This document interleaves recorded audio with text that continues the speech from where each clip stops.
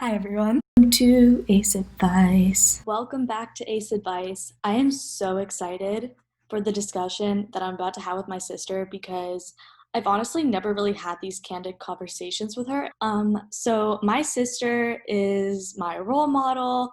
She started playing tennis when she was young, and so that's why I decided to start playing tennis. And she's the reason I ended up going to college on tennis, and I've met so many amazing friends and teammates through it. So I have so much to thank her for. My sister has such a unique story that I really feel like needs to be shared more. She's definitely one of the strongest people I know, and she's gone through a lot. And I think this interview is going to be really interesting for everyone. So I'm going to bring her on. Hello. Hi. So this is my sister. She goes by Ksoosha, but so Ksoosha, do you want to introduce yourself to everyone? Yes, I am Ksoosha. I go to Williams College, and I'm Anya's older sister. Um, yeah. Yeah, so pretty much you've gone through a lot growing up. I guess I just want everyone to kind of get some background on your story in terms of the surgery that you had. So, my sister had a really difficult surgery, and it took about a year for her to fully recover from it. So, yeah, Susha, why don't you just go ahead and kind of give some background on what the surgery was, what it was for, and just kind of give some details about it. Yeah, so when I was 13 years old, my knee was having kind of some issues. I had some pains, and just like I felt really off balance all the time when I was playing tennis. Like I would twist my right ankle a lot, which was really weird. And so we went to some doctors, and eventually we found out that there was a bone that had grown into my growth plate. And so one side of my leg was actually growing shorter than the other, and so it ended up being kind of like a different shape than my left leg. This was obviously affecting my tennis, but it would eventually also affect my everyday life. And I would eventually like start limping or something. So we decided to do something about it. There were some interesting surgeries. Some included putting different objects into the bone to like grow it, and just some like really bad ideas that I didn't want to do. But there was one like new surgery called the talar spatial frame. And this was not very well tested yet, actually. And it was only done in certain hospitals, but luckily we had the Phoenix Children's Hospital in Arizona. They were able to get some doctors to fly in from like even California to do it because they had to be like highly specialized. Basically, they drilled holes into my bone. There were 4 on my right side and 2 on my left. They were metal rods that were basically just sticking all the way out, like through muscle and through skin. Basically, it was a very intense surgery, and we had to end up like extending my leg a couple of centimeters, and we had to do it millimeter by millimeter every day. So this lasted about 6 months, and then the recovery was maybe 6 months also, just for like physical therapy, and then probably a full year to like fully get back on the court.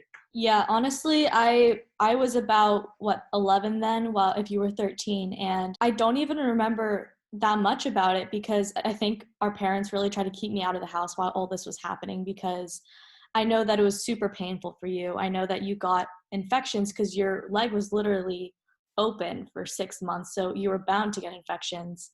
So that's literally one of the only memories I have of this is that you got like a really bad infection in your leg and it was really scary. So this talar spatial frame is like an external fixator on your leg pretty much, where it moved your knee back inwards, therefore extending your leg pretty much back to like the length it should be. Is that pretty much what it was? Yeah, it basically was ripping my skin because during the surgery they cut the bone. They like sliced the whole bone in half, and so And this was your femur bone, right? Like one of the biggest bones in your body. yeah, like literally the most painful Jeez. bone to break. And so I just had a constant broken bone for about 6 months, and every day the bone would grow like a millimeter, and then another millimeter, and then another millimeter. And each time that, like, every single day when we would adjust it to like grow, then you would be basically re-breaking the bone. So obviously I was on a lot of heavy like pain medications, and we actually had to be really careful because they were some pretty intense medications. So, but it was still like very painful, obviously, because it was ripping skin open and like just not pretty. And I think the most amazing thing about this, to circle it back to tennis, is you won Arizona State. You won the state championship the very next year for tennis. You won the individual state championship for our high school, which was D3 at the time, which blows my mind how you went from having your femur fully cut in half and having to move your leg millimeter by millimeter every single day. And then fast forward a year and you literally win state championships, which I think everyone was so proud of you. So I guess, how did you go from such a low to such a high so quickly? Like, what went into that? Was it just like lots of dedication to wanting to get back on the court? What advice do you have for people who are also going through a really bad injury right now, but they want to get back onto the court or onto the field as quickly as possible? How did you do it? What advice can you give? I mean, it was a very long journey. It went from basically I was told that I would never be able to run again, and I would even have to struggle just to walk again, because I was bedridden for so long that like I could not move or even like get out of bed. That scar tissue in my joints were so stiff that like even I had to go to physical therapy every day just to like be able to bend my knee. My knee was my leg was completely straight. And so even just to bend my knee, like every single day I worked really, really hard and like went through a lot of pain just to be able to bend my knee. And so I went from that to going back to playing tennis, which is an extremely physical sport. But I think like really I just took like one step at a time. The first step was literally just getting out of bed, being able to stand on it even. But even as like while I couldn't still like stand on 2 feet, I had crutches, and so my parents would drive to the tennis courts, and I had a tennis coach that would just feed me balls. Like she would stand right next to me and just like drop balls for me, and I would just like swing the racket just so that like I didn't lose that like muscle memory. Because in a way, like playing tennis is kind of like riding a bike, even if you stop for a long time. And I think this is the same for any sport, really. It's a lot of like muscle memory, especially if you've already done it for a while and you have that like repetition. I think at this point I already had like 10,000 hours because I started playing when I was 4 years old, and I was 13 already, so I'd been playing for a while. But I think it was just a matter of like making sure that I do anything I can to just kind of stick with it and just take it like one day at a time. And eventually when I was able to like walk again, then I would do some like kind of drills with like walking kind of on the tennis court. I just made sure to like spend at least like a half an hour on the tennis court like a few times a week. And then eventually I did like work my way up about like a year later to like running, actually, which was really exciting because like I did not think that I would be able to bend my leg past like 90 degrees. Yeah, and so I think also when you're coming back from an injury, you have a lot of just like motivation to prove yourself in a way, because not a lot of people think you can do it. I don't think my coach even thought that I would ever come back. I definitely know that some other girls, like even within my academy, would just kind of like snicker, like laugh, or be like, oh my god, like what is she doing, like trying to like go back now, like how is she ever gonna like do that, it's like I think like when you come back from an injury, you have a lot of motivation and a little bit of like, I don't know, anger kind of too.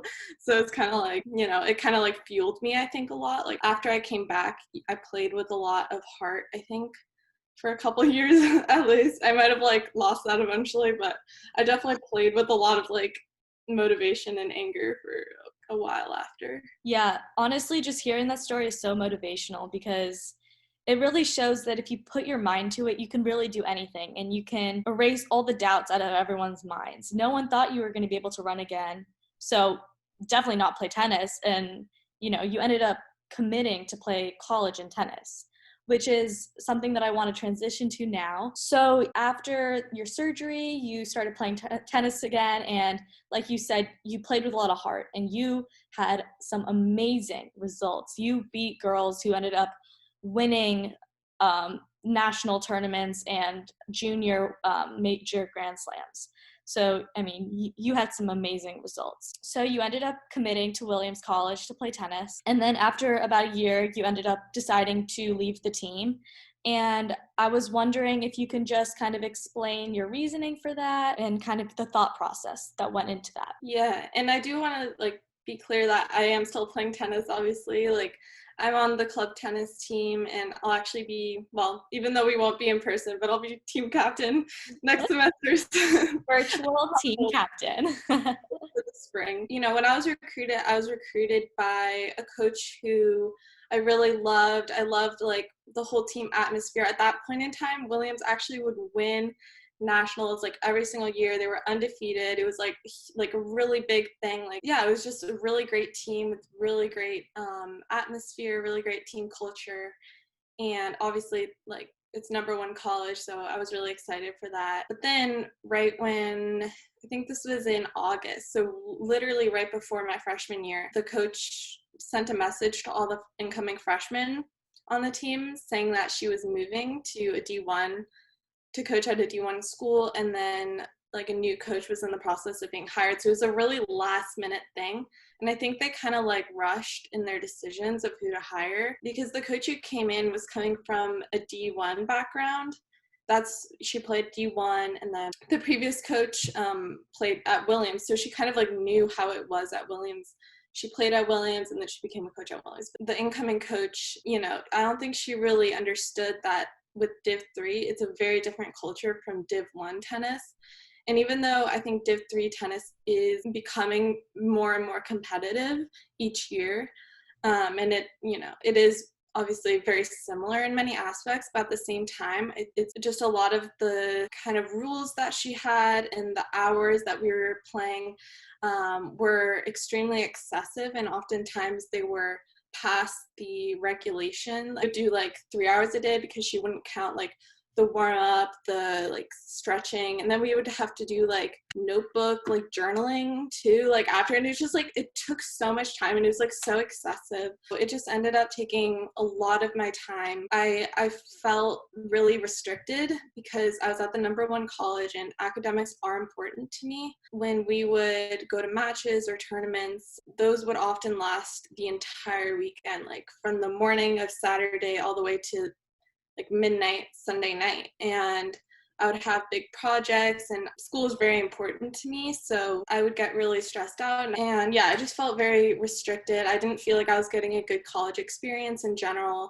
It had nothing to do with the girls on the team were all really nice, but it was hard for me to make friends outside of the team, which I really wanted to do, and especially because it was a very small team, so I didn't want to limit myself. I just really wanted a more flexible college experience. And so, that's why I joined club tennis right after. It was because it's a lot more flexible. You can play for as long as you want, play more if you want to. It's just a big group of people. You can text anyone you want and see who's available to play at any time. It's just very flexible, and I actually made some of my best friends through that also. It's been really good. I think it was a good decision. Yeah, and I think that's really interesting because I think, as any person who plays college sports would know, there's a lot of sacrifices that are involved when you are on a sports team. There's a lot of sacrifice you have to make in terms of time, energy. There's a lot of things that you can't do because of the sport that you're in. So how did you know that those sacrifices weren't worth making? Because for me, the sacrifices are worth making because I find a lot of fulfillment out of being on the team. So what was the deal breaker for you? When were you these sacrifices just aren't worth being made anymore? It was more of just like a cumulative thing. I don't know, just a lot of things really frustrated me, and I just never really had a good feeling the whole time about it. It was just not what I had signed up for at all. It wasn't when I was being recruited, and when I was, you come to campus and you talk to the teammates and stuff, and they said that they practiced 2 hours a day and that they would get a day off. And what ended up happening was we would practice a lot more than that. And it's great if you're like very into tennis and very into fitness and everything. And I kind of am, but I also just, that's not my whole life. I felt like focusing so much on tennis was really taking away from like my goals in life. I wanted to join other clubs other than tennis. So I think it depends on the person, like on how much you want tennis to be a part of your life. But I think for people who are like thinking about playing in college, I think each college team is very different, and like they do have different cultures. And I thought that I was signing up for one thing and I got another. Yeah, I think that's super interesting because I wanted to make sure on this channel that you get a unique variety of perspectives. Because for me, I'm probably a lot of the times going to talk about how much I love the team, how much I love, Amherst College. I really have no regrets at all.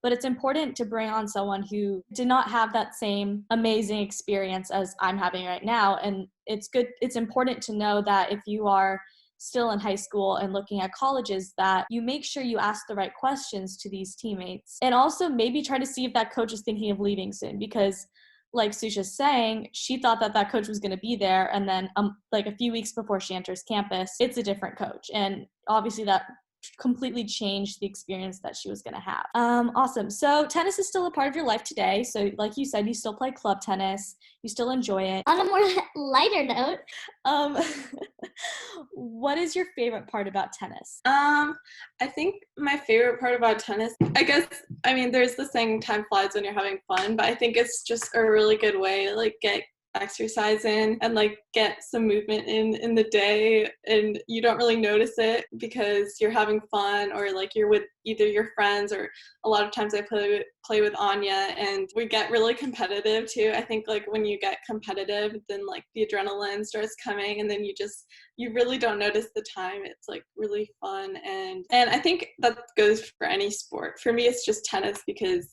I've been playing since I was 4. Yeah, I would like to note that whenever Ksoosha and I are practicing, it doesn't even have to be practice points. It can just be rallying. I don't think I've ever not yelled at my sister when we play. It can be my own frustration, like I'm mad at myself for not playing well, but I will blame her. There's no way I won't. It's just the way it works. And we get super competitive. I'll just slam a ball at her for no reason. Just because I want to. Okay, so my final question for you is, who is your favorite tennis player and why? If I had to choose just one, it would be Kvitova. Kvitova? I don't know if that's how you pronounce it, or I don't know either. But it just sounded like you had like a lisp. It's hard to pronounce because it's spelled Kvitova. Is it not Kvitova? I thought it was Kvitova. Oh, okay. I don't know.